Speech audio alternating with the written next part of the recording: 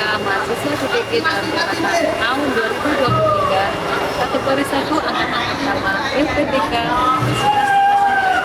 program studi pendidikan ekonomi akuntansi. Saya mengajar di SMK Negeri 8 Palembang, program keahlian akuntansi dan keuangan lembaga. Hari ini tanggal 14 Agustus tahun 2023, saya melaksanakan uji kinerja PPK dalam jabatan tahun 2023. Selamat menyaksikan.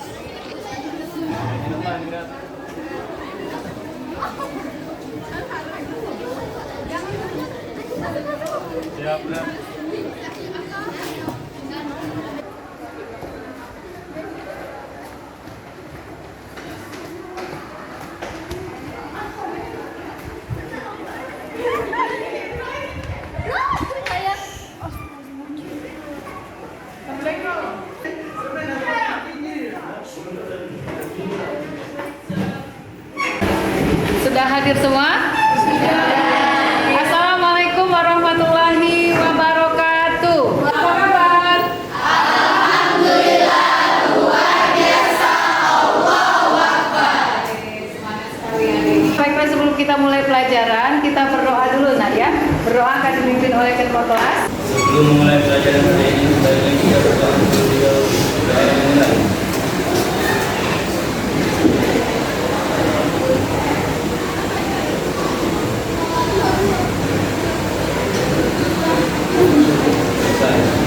Belum kelasnya hari ini? Sudah. Cek dulu di bawah laci apakah masih ada sampah. Sudah bersih semua ya. Sudah dibersihkan, sampah udah dibuang. Kita harus menjaga kesehatan nak ya, mengingat hari ini cuaca tidak menentu, itu kalian akan mudah sekali terkena penyakit ya. Karena kalau kelas kita bersih, kita belajar menjadinya nyaman. Oke. Ada yang tidak hadir hari ini? Siapa yang tidak masuk hari ini? Siapa? Cika. Keterangannya apa Cika? Siapa lagi? Cuma satu orang? Ya. Kita doakan semoga teman kita yang sakit akan segera sembuh dan dapat kembali bergabung dengan kita di kelas ini. Dan kalian yang mengikuti pelajaran Ibu hari ini akan selalu sehat sehingga bisa mengikuti pelajaran dengan semangat. Oke? Oke. Baiklah, sebelum kita mulai pelajaran hari ini, kita akan menyanyikan lagu dulu ya.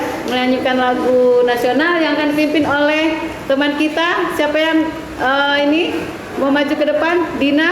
Bisa Dina? Iya. Kegiatan pembelajaran kita menyanyikan lagu nasional Satu Nusa Satu Bangsa. Dimintakan semua berdiri ya.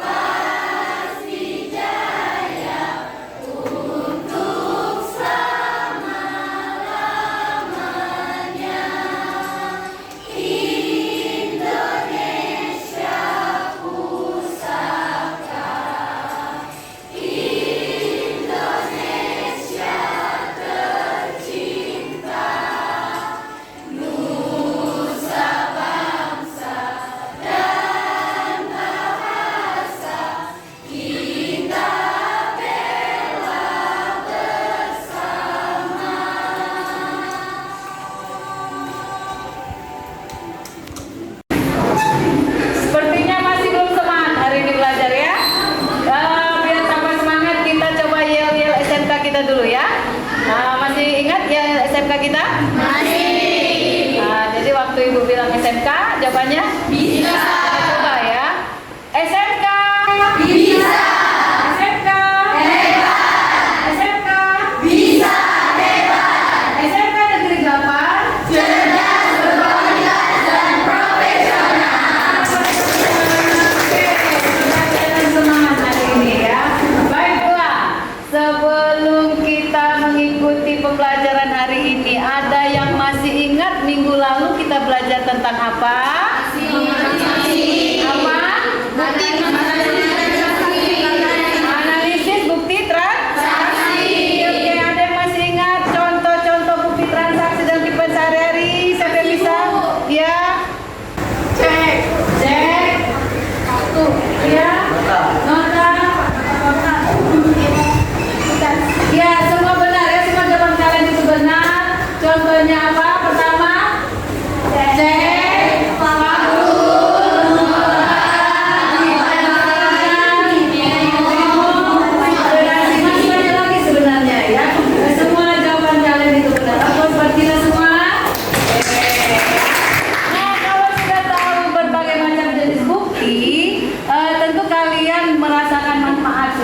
mempelajari bukti. Apa manfaat yang bisa kalian rasakan setelah mempelajari analisis bukti transaksi ya, Dina? Untuk menganalisis transaksi yang terjadi.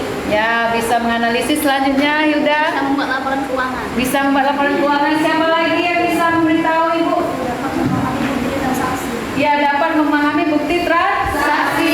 Nah, jadi itu beberapa manfaat yang bisa kita rasakan dalam kehidupan sehari-hari setelah kita bisa menganalisis bukti transaksi. Tadi kata temannya itu bisa menganalisa laporan keuangan, bisa menyusun laporan keuangan, dan terakhir itu bisa memahami laporan keuangan.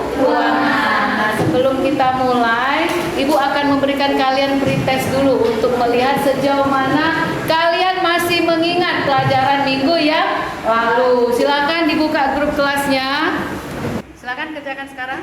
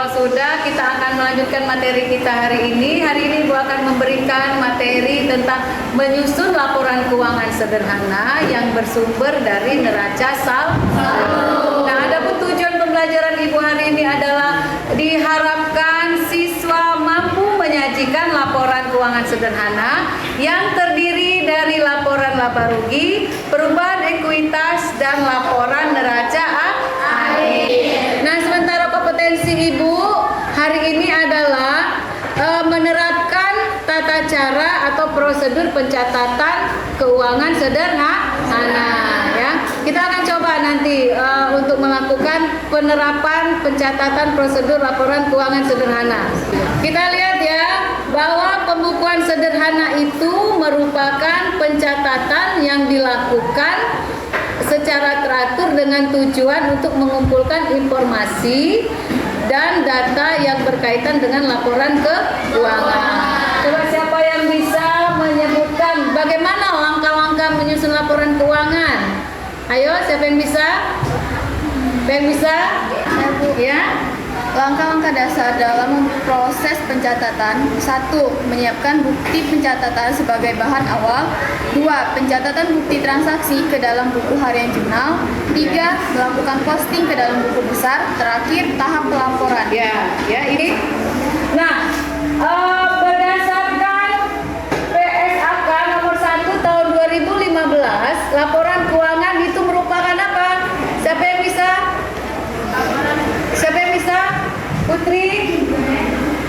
Laporan keuangan adalah penyajian terstruktur dari posisi keuangan dan kinerja keuangan suatu entitas. Itu merupakan penyajian terstruktur, artinya dia harus berurutan ya, dari bukti transaksi dianalisis masuk ke dalam jurnal umum. Selanjutnya dari jurnal umum kita kelompokkan ke dalam buku-buku besar. Dari buku besar akan diperoleh saldo atau nilai akhir. Dari nilai akhir itu kita akan menyusunnya ke dalam neraca. Nah, selanjutnya dari neraca akan disusun kembali menjadi 3 laporan keuangan, yaitu perubahan modal atau ekuitas, laba rugi, dan neraca akhir. Nah, kegiatan kita hari ini sampai pada tahap ini. Ya, tahap yang akan kita lakukan dalam pembelajaran hari ini adalah menyusun laporan keuangan sederhana ke dalam 3 jenis laporan. Ya, bisa menyebutkan pengertian laporan keuangan menurut ahli Baridwan 2004. Ayo, siapa ya, Nadia? Dari transaksi keuangan yang terjadi selama 1 tahun buku yang bersangkutan. Melihat berbagai macam jenis pengertian laporan keuangan, ini Ibu sajikan 1 contoh neraca saldo. Kelihatan? Kelihatan. Dari manakah sumber neraca saldo ini? Dari apa? Ya, sisa atau saldo yang ada dalam buku besar. Ini ada neraca saldo di mana tadi sudah diketahui bahwa sumber neraca saldo itu berasal dari sisa atau saldo buku besar. Nah, banyaknya transaksi dari buku besar akan kita kelompokkan lagi ke dalam satu jurnal yang namanya neraca saldo. Lanjutkan ya. Di neraca saldo, ya, selanjutnya kita akan membahas tentang jenis-jenis laporan keuangan. Ada berapa laporan keuangan itu? Ada berapa? Ada 4. Pertama laporan apa? Laba rugi. Kedua?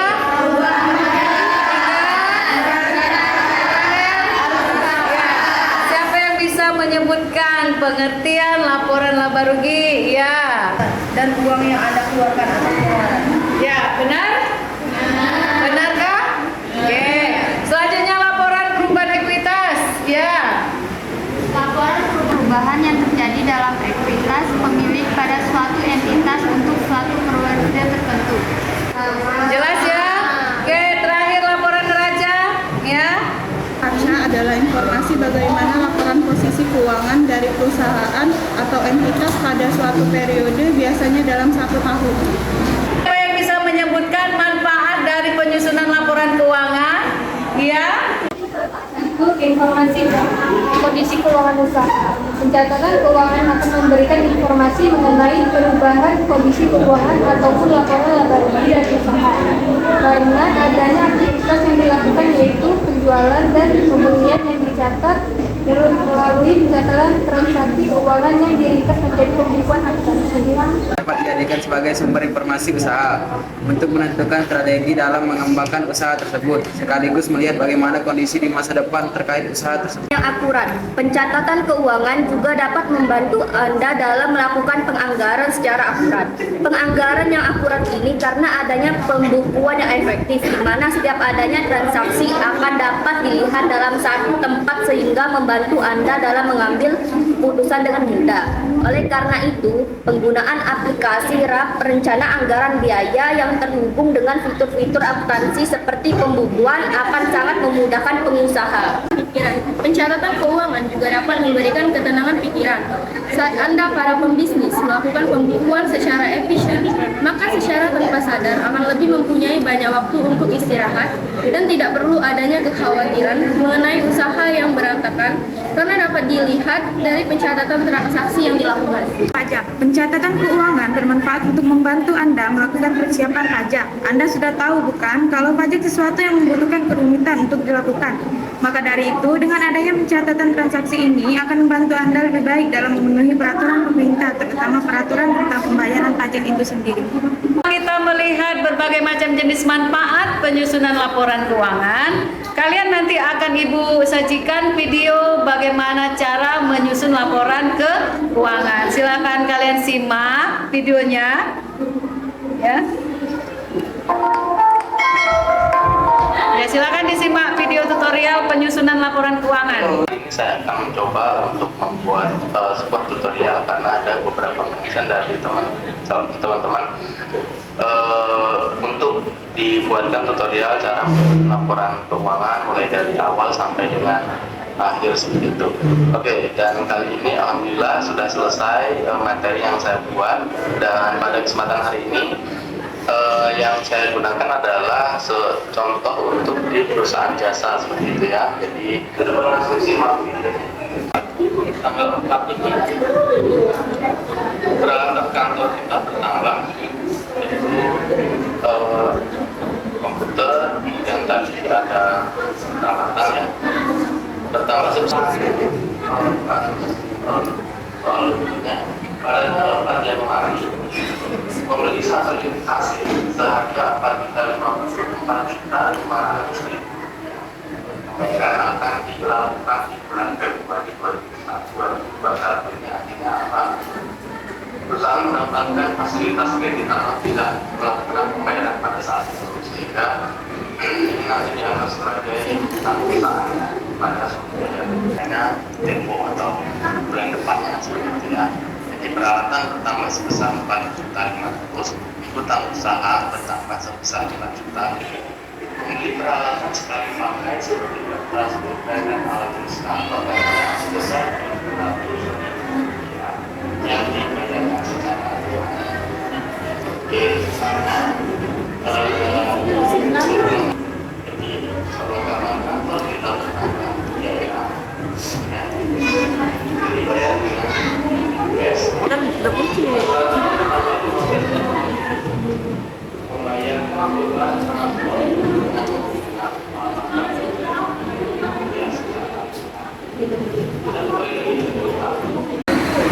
Baiklah, setelah kalian menyaksikan video tutorial penyusunan laporan keuangan sederhana, Ibu akan membagikan LKPD. Ya, silakan ketua kelas ambil LKPD-nya.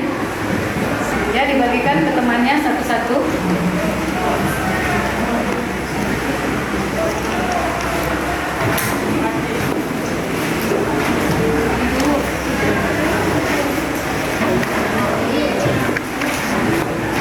Di situ ada 3 neraca saldo, ya. Silakan buka laptopnya. Kalian kerjakan soal ke-1 sampai ke-3. Dari 3 neraca saldo tersebut, kalian susun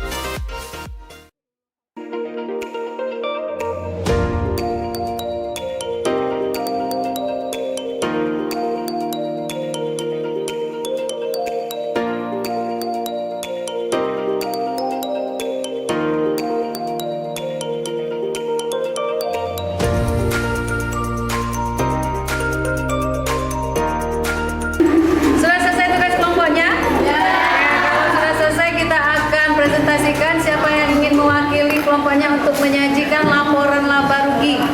Ya, kelompok mana yang akan mewakili? Kelompok 1, siap? Ya, silakan kelompok 1. Laporan laba rugi PT Bintang periode 31 Desember 2013. Pendapatan konsultasi sebanyak 600, beban sewa dan gaji 30.000, beban bahan habis pakai 30.000, beban bunga 6.000, beban lain-lainnya. Jumlah beban 196.000, laba 404.000. Ada yang berbeda jawaban kelompok 1 perubahan laporan laba rugi? Sama? Lanjutkan. Siapa yang bisa menyampaikan laporan perubahan ekuitas? Assalamualaikum warahmatullahi wabarakatuh. Perkenalkan, saya perwakilan dari kelompok 2 menyampaikan laporan perubahan ekuitas. Yang pertama dari PT Bintang, laporan perubahan ekuitas periode 31 Desember 2013. Modal pemilik 150.000, laba bersih 404.000, price pemilik 100.000, penambahan modal 304.000 dan modal akhir 154.000 rupiah. Sekian dari kami. Wassalamualaikum warahmatullahi wabarakatuh. Ya, kasih aplaus buat kelompok 2. Itu tadi penyajian dari kelompok 2 tentang laporan perubahan ekuitas atau perubahan modal. Apakah sama jawaban dengan kelompok yang lain? Sama. Ada yang berbeda? Tidak. Lanjut kita ke laporan terakhir yaitu neraca. Siapa yang bisa menyajikan laporan neraca? Saya Nadia Khairusufa akan menyajikan hasil dari neraca dari PT Bintang per 31 Desember 2013. Aset lancar, kas Rp543.000, bahan habis pakai Rp120.000, jumlah aset Rp663.000, liabilitas dan ekuitas, hutang bank nasional Rp100.000, hutang usaha Rp100.000, dan modal pemilik Rp150.000. Jumlah liabilitas dan ekuitas adalah Rp350.000. Sekian dari saya. Wassalamualaikum warahmatullahi wabarakatuh. Ya, kasih aplaus buat kelompok 5. Nah, dari 3 soal yang Ibu bagikan, apakah ada yang belum jelas? Ya Bu, kenapa neraca akhirnya nggak balance? Dari pertanyaan kita tadi, dia menanyakan kenapa sebab neraca saldonya tidak balance atau neraca akhirnya tidak balance. Siapa yang ingin menanggapi sebelum Ibu jawab? Saya Bu. Ya, Adik. Kurangnya transaksi. Kurang transaksi. Lupanya pencatatan bukti transaksi. Ya, kita menemukan proses penyusunan neraca akhir itu tidak sama. Ya, di antara penyebabnya, benar kata teman kita tadi, 1, lupa mencatatkan transaksi, 2, kurangnya bukti transaksi. Jadi kalau kita menemui permasalahan seperti itu, nah kita runtut lagi dari awal. Kita lihat dulu dari bukti transaksinya. Apakah sudah dicatatkan semua? Di mana transaksi itu yang belum dimasukkan? Apakah belum dimasukkan ke dalam buku besar? Apakah belum tercatat di jurnal umum? Ya, jadi kita lihat permasalahannya dari awal sehingga bisa kita ketahui apa penyebab neraca akhir itu tidak sama. Oke, kita melakukan diskusi kelompok tentang penyajian laporan keuangan. Hari ini kita akan menyimpulkan materi yang telah Ibu sampaikan tadi. Siapa yang bisa menyimpulkan materi Ibu hari ini? Siapa yang bisa? Mei, bisa Mei? Ya, silakan Mei, simpulkan. Laporan keuangan adalah catatan yang terstruktur di suatu badan usaha yang disusun secara sistematis dan tepat. Yang bisa lagi menyimpulkan?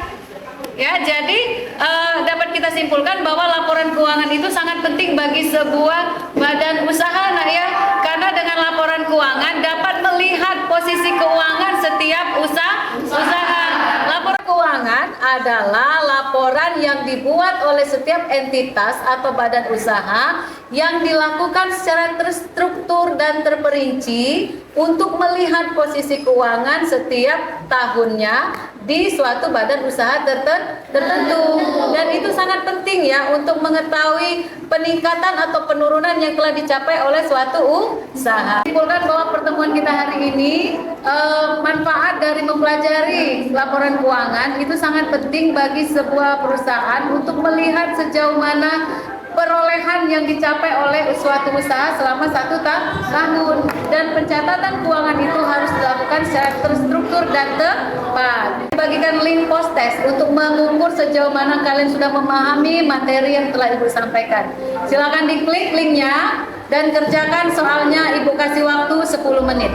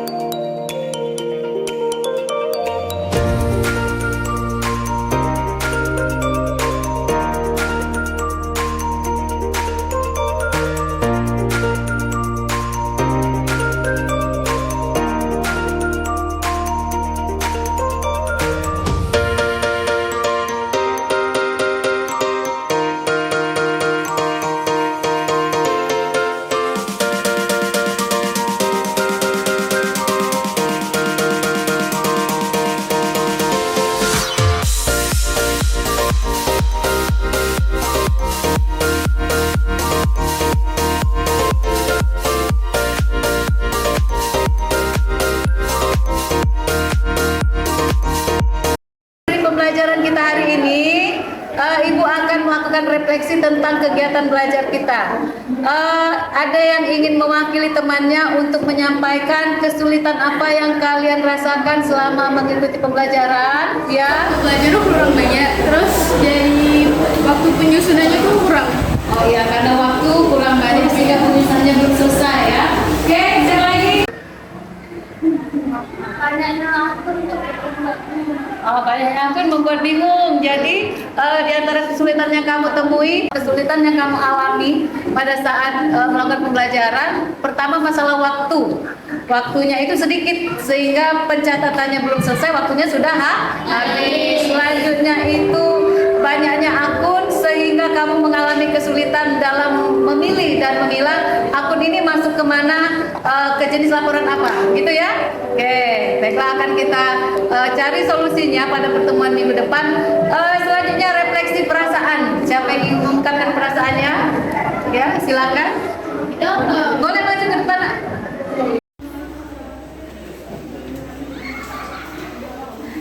Siapa lagi?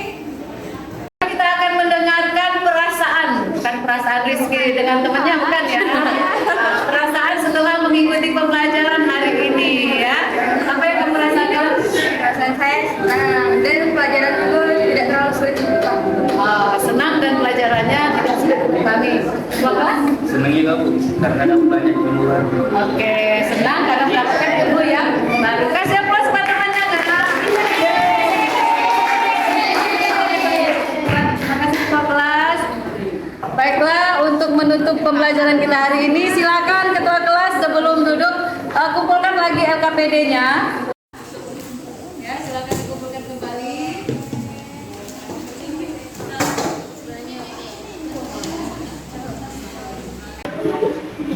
Sudah? Baiklah.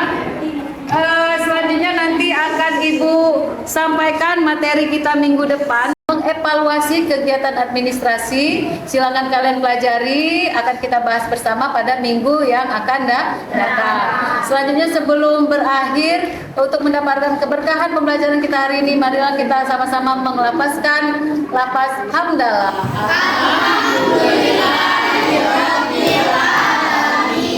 Sebelum pulang, silakan ketua kelas pimpin doa dulu.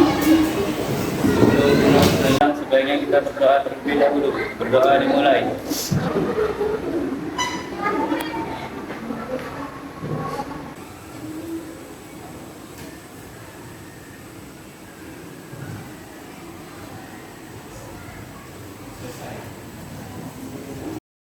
Dengan berakhirnya doa tadi, maka pembelajaran kita pada hari ini akan Ibu akhiri.